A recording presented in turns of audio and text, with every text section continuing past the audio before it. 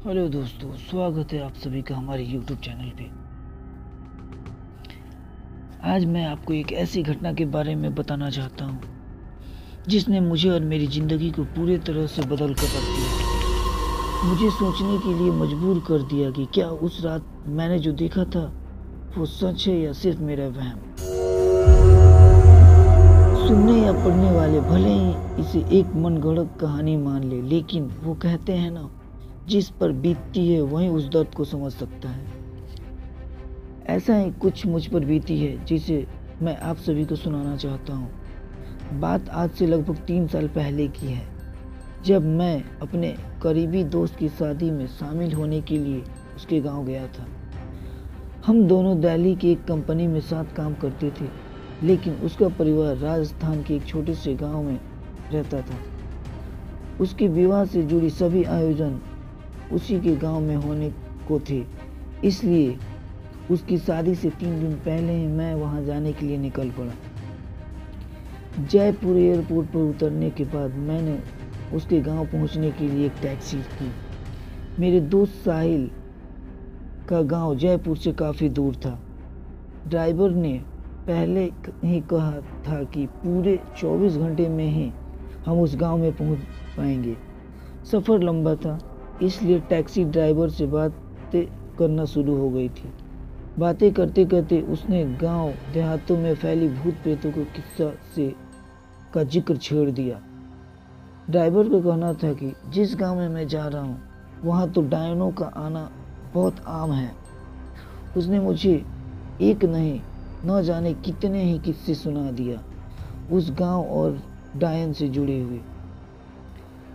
अब आप तो जानते ही हैं कि दिल्ली जैसे महानगर में रहने वाले युवक कहाँ इन आत्माओं और डायनों की बात पर यकीन करते हैं। मेरे जैसे अधिकांश लोग के लिए यह सब एक मनोरंजन का जरिया हो सकता है, इससे ज़्यादा कुछ नहीं।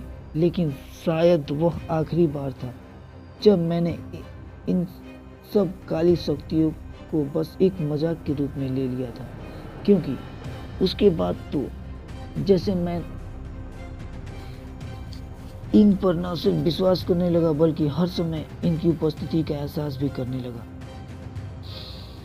ड्राइवर का कहना था कि सुबह 8 बजे तक हम अपनी मंजिल तक पहुंच जाएंगे।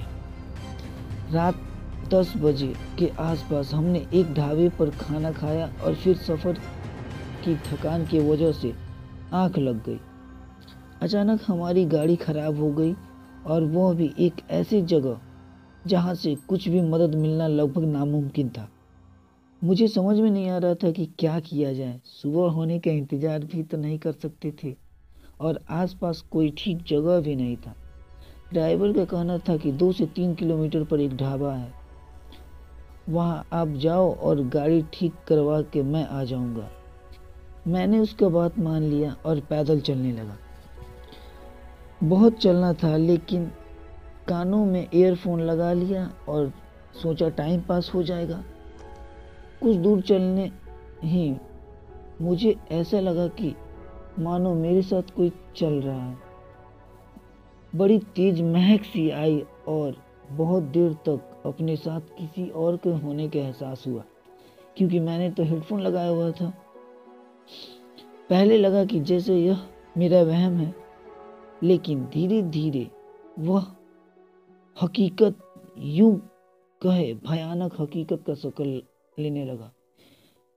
मुझे केवल एहसास हो रहा था कि मेरे साथ साथ कोई चल रहा है, लेकिन धीरे धीरे किसी का शारीरिक आकृति मुझसे कुछ कदम दूरी पर दिखाई देने लगी।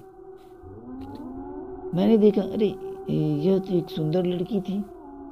उसने मुझसे पूछा, इतनी रात को अकेले में कहाँ जा रहा हूँ? तो मैंने उसे अपना कहानी बता दिया, कैसे गाड़ी खराब हुई और कैसे मैं पैदल चलने के लिए मजबूर हुआ।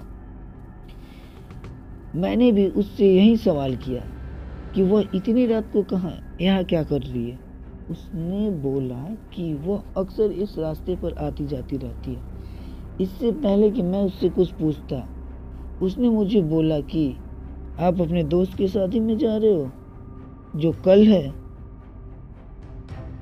तो आप कैसे पहुंच पाओगे? उसका यह सवाल सुनकर मैं हैरान रह गया कि उसे कैसे पता? मैंने पूछा, आपको मेरे दोस्त की शादी के बारे में कैसे पता? तो उसने मुझसे बताया कि ऐसे हैं। मैं चुपचाप हो गया। उसने अपना नाम कविता बताया था। फिर वह कोई अजीब सा गाना गुनगुनाने लगी और मैं चुपचाप उसके साथ चलता रहा। आगे बढ़ा तो सामने एक और घना पेड़ दिखाई दिया। मैंने उसकी तस्वीर निकालने के लिए कैमरा निकाला और तस्वीर लेने लगा तो उस लड़की ने मुझसे ऐसा न करने को बोला। मैंने पूछा क्यों?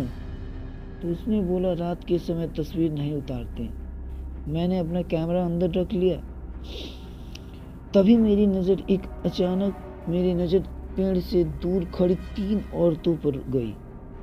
तीनों औरतें धीरे धीरे मेरे पास आ रही थी। जैसे जैसे वह पास आती गई उनका चेहरा अजीब सा डरावना सा दिखने लगा। वह मुझे अपने पास बुलाने लगी, लेकिन कविता ने इशारा लिया और मुझे तेजी से चलने के लिए बोला। मैं चलने लगा।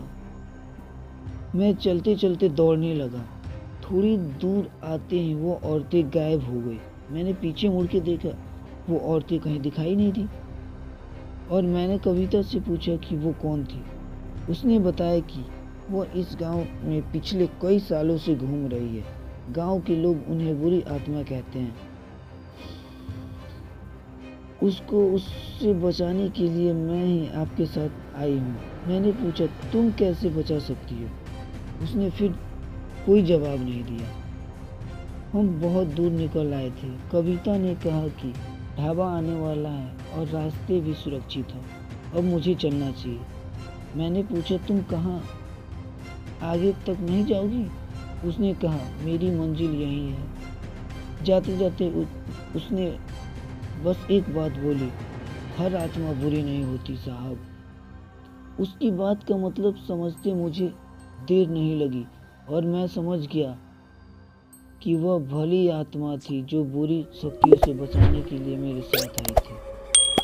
Thanks for watching. Please channel को लाइक एंड सब्सक्राइब।